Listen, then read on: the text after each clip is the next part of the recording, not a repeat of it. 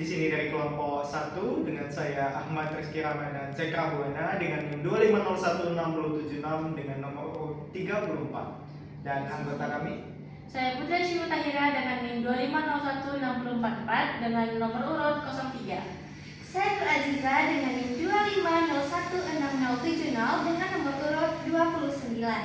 Dan saya Tania Kurniawati dengan NIM 2501672 dengan nomor urut 31.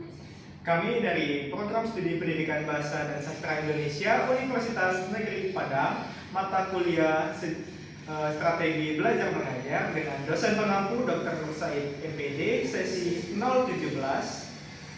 Di sini kami akan menyajikan mengenai teks berita, mengenai video pembelajaran. Selamat menyaksikan.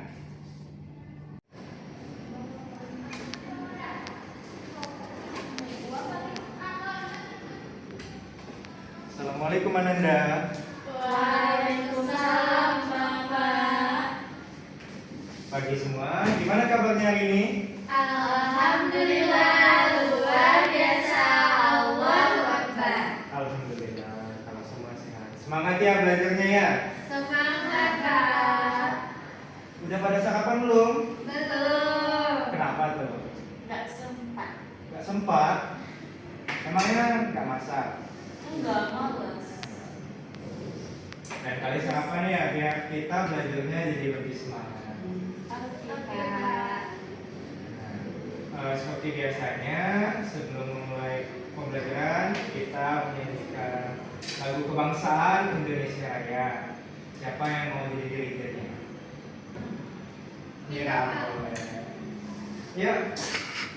Ya. Oke, Pak.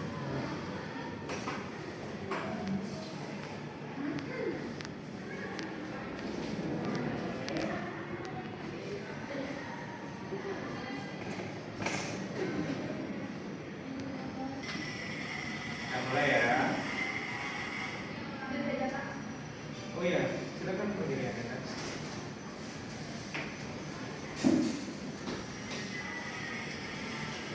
Siap ini. Siap, Pak.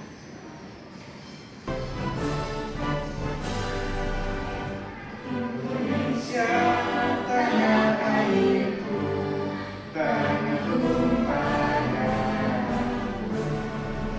Di sanalah aku berdiri, jadi pandu hidupku. Indonesia bangsaku, bangsa dan tanah airku. Marilah kita bersatu, Indonesia bersatu.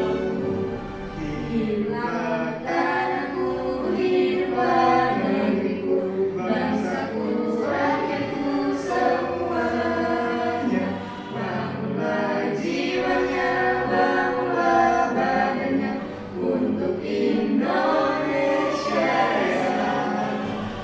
Indonesia ya, merdeka, merdeka, tanahku, negeriku yang kucinta. Indonesia ya, merdeka, merdeka, hiduplah Indonesia ya. Indonesia ya, merdeka, merdeka, tanahku, negeriku yang kucinta. Indonesia ya, merdeka, merdeka, hiduplah Indonesia Raya.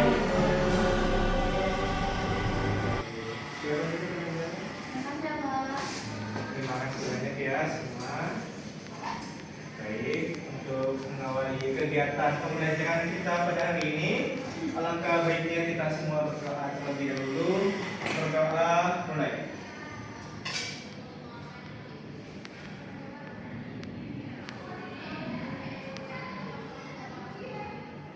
Berdoa selesai. Baik. Nah, Anda semua hadir? Hadir, Pak. Satu orang nggak hadir, Pak. Nah, ya, coba kita absen dulu ya.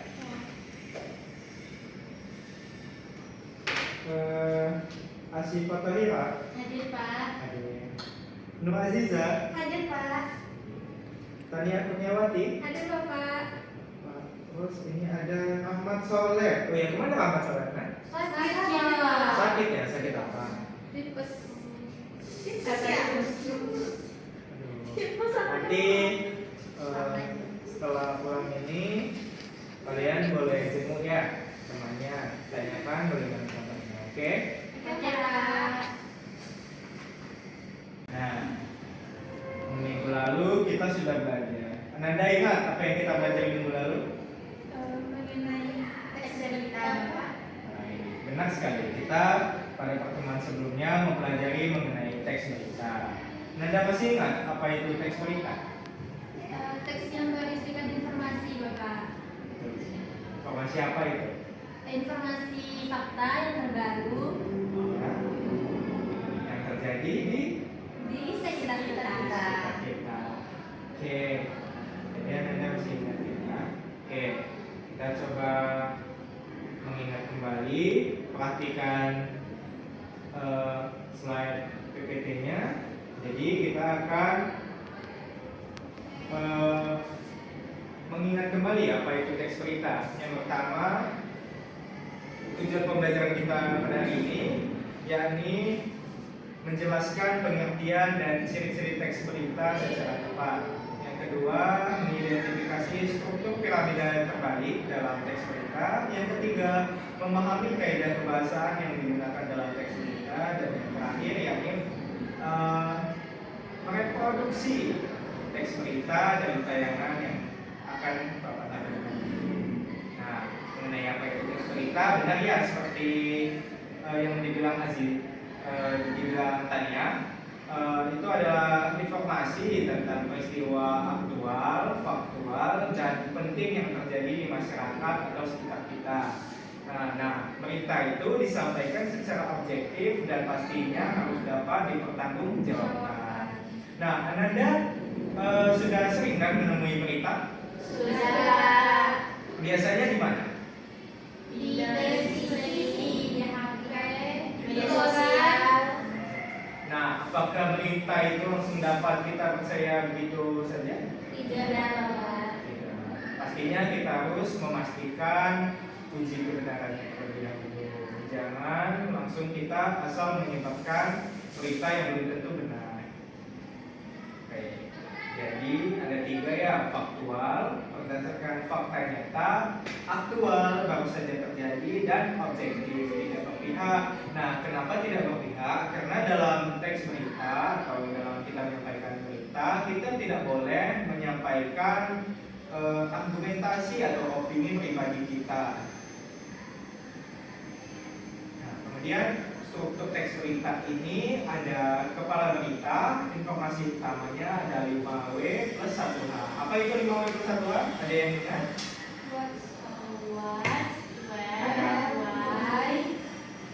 Ada. Iya, benar sekali. Ada what, apa, who, siapa, where di mana, when kapan, why mengapa, dan how bagaimana peristiwa itu terjadi. Nah, Nanda, yang selanjutnya ada bagian body atau bagian badannya, yakni berisi penjelasan dan detail pendukung mengenai berita yang akan kita sampaikan. Nah, kemudian ada ekor berita, yakni informasi tambahan yang biasanya hanya sebagai pelengkap saja atau bisa jadi kurang penting juga bisa. Kemudian yang selanjutnya yakni ada kaidah kebahasaan yang digunakan dalam teks berita. Yang pertama ada kata kerja transitif, yakni menggunakan kata kerja yang membutuhkan objek seperti menyampaikan, melaporkan, menyatakan. Seperti apa ya? Kami di sini menyampaikan telah terjadinya insiden tabrak lari di Simpang Belibis. Bisa seperti itu ya. Kemudian yang kedua ada kalimat langsung, yakni menyajikan pernyataan narasumber secara langsung dengan tanda petik dua. Nah, pasti di dalam suatu peristiwa yang terjadi ada narasumber yang menjadi saksi di tempat kejadian. Seperti contohnya Hira bila ditanya apakah apakah Anda menyaksikan kejadian yang baru saja terjadi? Pasti Ira akan menyampaikan apa yang kamu lihat sebenarnya tanpa mengarang hal tersebut. Kemudian ada keterangan waktu dan tempat, yakni menyebutkan secara spesifik kapan dan di mana peristiwa terjadi untuk memperkuat keakuratan. Karena bila ini tidak disampaikan, penonton ataupun pembaca akan kebingungan di mana peristiwa ini terjadi dan kapan. Bisa jadi peristiwa yang terjadi malam tapi tidak disampaikan. Mereka tidak tahu, masyarakat tidak tahu kapan itu terjadi. Kemudian ada menggunakan bahasa formal dan baku, menggunakan bahasa Indonesia yang baku, lugas dan mudah dipahami oleh semua kalangan. Jadi tidak bisa menggunakan bahasa seperti anak-anak zaman sekarang ya. Iya, Pak. Terlalu modern, ibaratnya itu tidak formal dan tidak baku karena akan ditonton oleh masyarakat. Kemudian ada jenis-jenis teks berita. Yang pertama ada berita langsung, hard news, yakni berita tentang peristiwa aktual yang baru saja terjadi dan bersifat mendesak seperti bencana atau politik. Nah, kemudian ada berita ringan, berita yang menghibur atau menginspirasi seperti kisah inspiratif, seni dan budaya. Yang ketiga ada berita investigasi, yakni berita hasil penelitian mendalam yang mengungkap fakta tersembunyi atau isu kompleks. Dan yang terakhir ada berita opini, berita yang menyajikan sudut pandang atau analisis terhadap suatu peristiwa tertentu. Baik. Kemudian yang selanjutnya ada peran teks berita dalam masyarakat. Berita ini pastinya ada peran penting dalam masyarakat kita.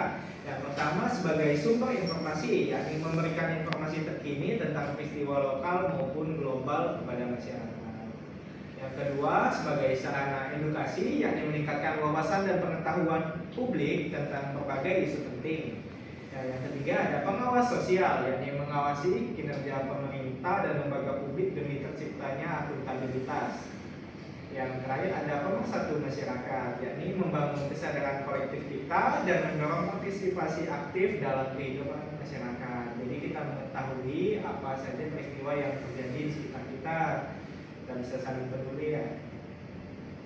Nah, kemudian ada cara menulis teks berita yang baik, yakni tentukan topik dan lakukan riset, tulis paragraf pembuka yang menjawab 5W+1H yang menarik ya, kembangkan tubuh beritanya, kemudian verifikasi akurasi fakta, ejaan dan objektivitas sebelum kita publikasikan berita tersebut.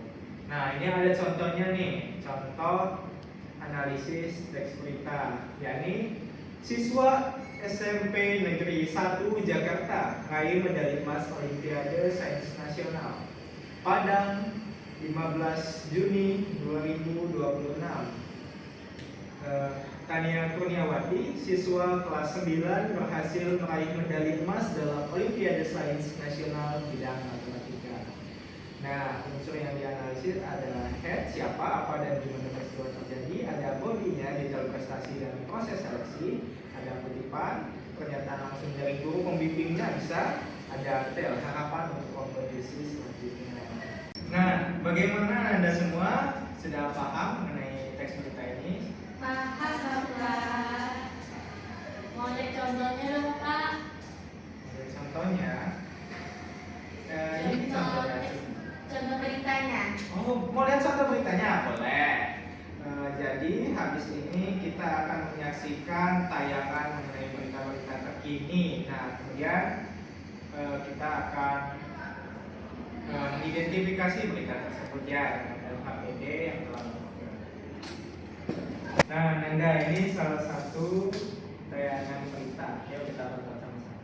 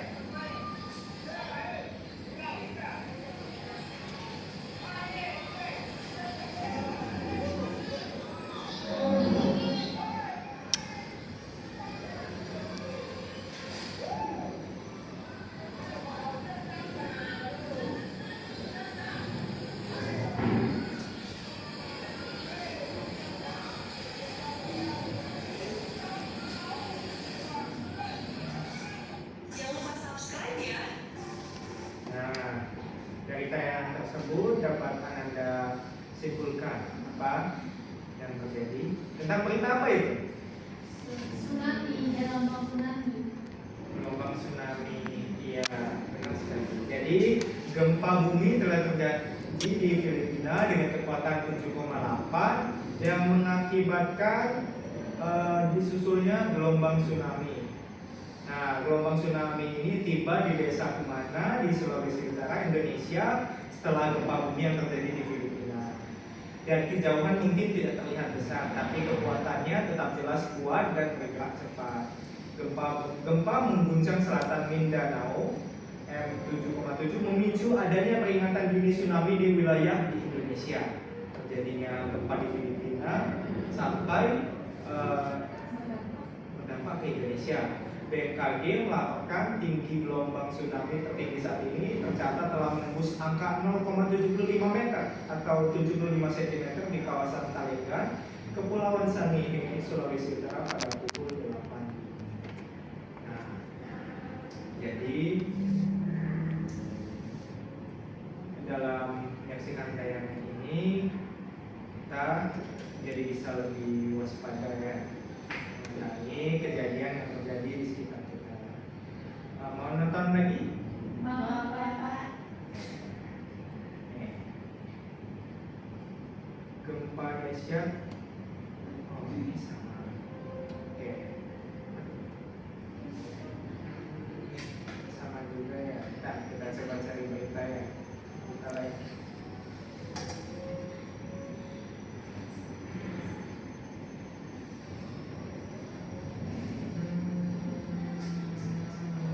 Pilih yang mana ya?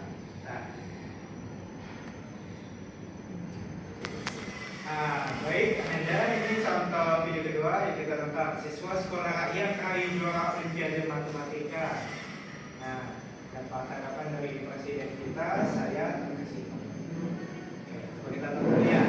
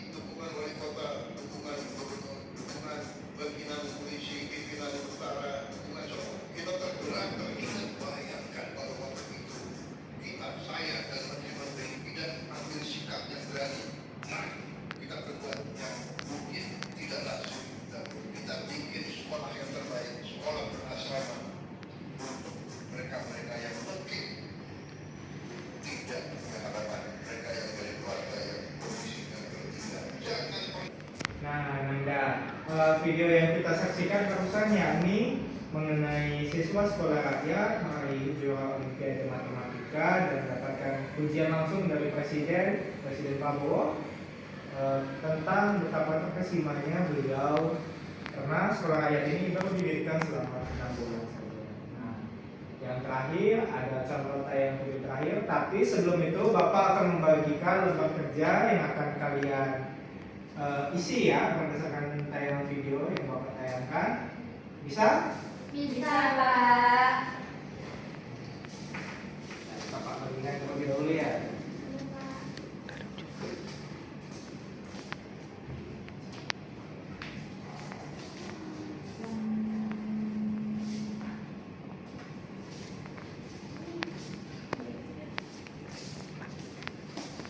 Baik. Coba isi identitasnya dulu di KTP.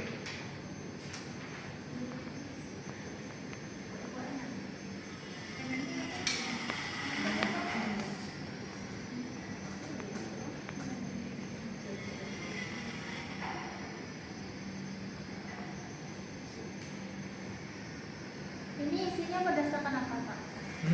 Isinya berdasarkan dari video tadi atau yang ini? Isi berdasarkan video yang akan Bapak tayangkan. Oh.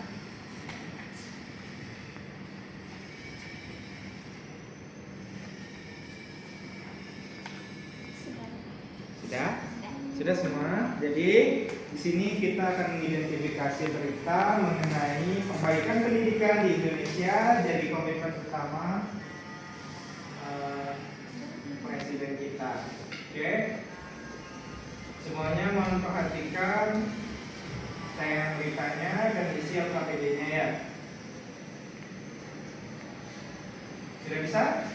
Bisa, Pak. Oke, Bapak mulai ya.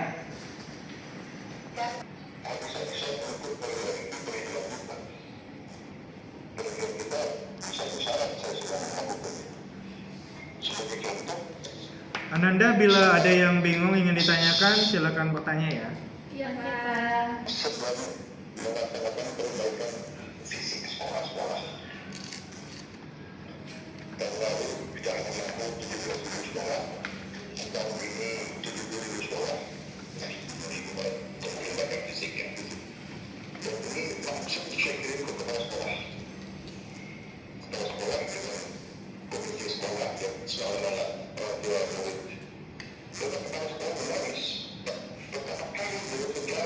Ini cuma di checklist saja kan, Pak?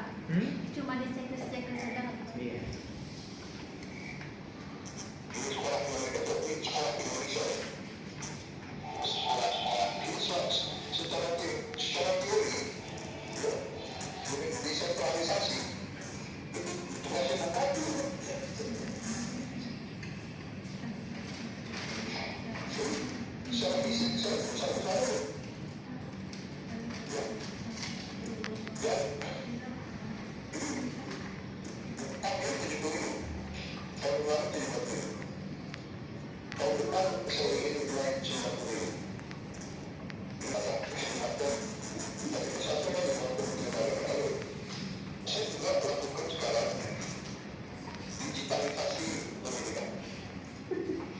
Kasih, Pak. Kita sekarang sudah tahu interactive plan pada Indonesia Cerdas di semua sekolah di Indonesia 288.831 Bisa semua ya. kalau nggak salah 288.000. Nanti selesai LKPD, salah satu jelaskan dari berita ini tentang isi. Tapi yang semua sampai yang tahun terpencil yang 3T perubahan terpencil ketiga sekarang sudah tidak terpencil. Tahun lalu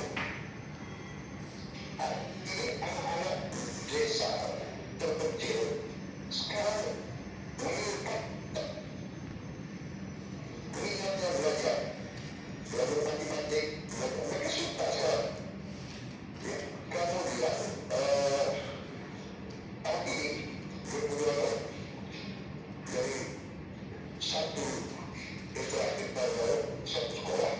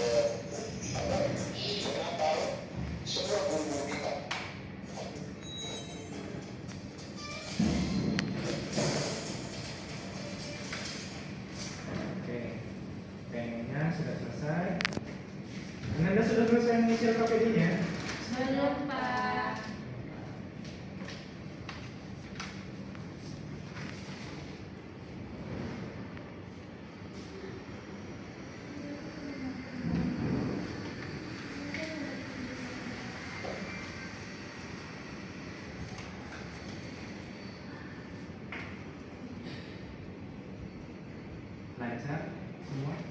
Lancar. Coba salah satu dari kalian sampaikan bagaimana hasil KPD dari berita yang telah ditayangkan. Siapa yang mau? Aiza, Pak. Boleh, Zizwa silakan. Jadi berita tersebut, Pak, yaitu tentang perbaikan pendidikan di Indonesia. Jadi komitmen utama Presiden Prabowo. Ya. Nah, di sektor pendidikan Presiden Prabowo mengatakan pemerintah tengah sekolah hingga digitalisasi pendidikan hingga ke pelosok ke wilayah terpencil, Bapak. Saja. Ya, jadi di sektor pendidikan kita sedang ada peningkatan ya, mulai dari daerah 3T, terpencil, terluar, dan terdalam. Jadi Presiden kita mengatakan pemerintah tengah meningkatkan sistem digitalisasi pendidikan kita hingga ke pelosok, ke wilayah terpencil dan terluar. Jadi begitu ya, dalam menyaksikan tayangan berita pastikan Anda tidak men-skipnya atau hanya menonton tayangan-tayangan pendek saja ya, harus menonton full agar kita tidak mudah termakan hoax. Dan jangan sebabkan berita fitnah dan tidak aktual yang tidak terbukti kebenarannya. Oke Ananda? Oke, Pak. Boleh.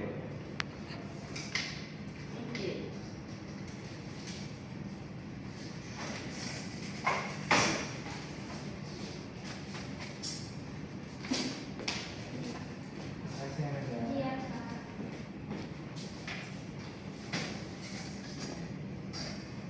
Nah, baik.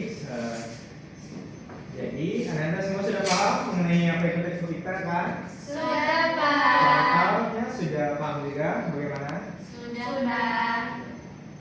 Jadi sekian saja pertemuan kita yang hari ini. Kita bertemu di pertemuan selanjutnya. Untuk mengakhirinya, marilah kita berdoa terlebih dahulu. Berdoa dimulai.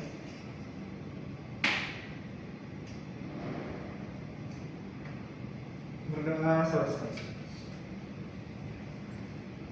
Anda boleh. Terima kasih, Pak. Iya.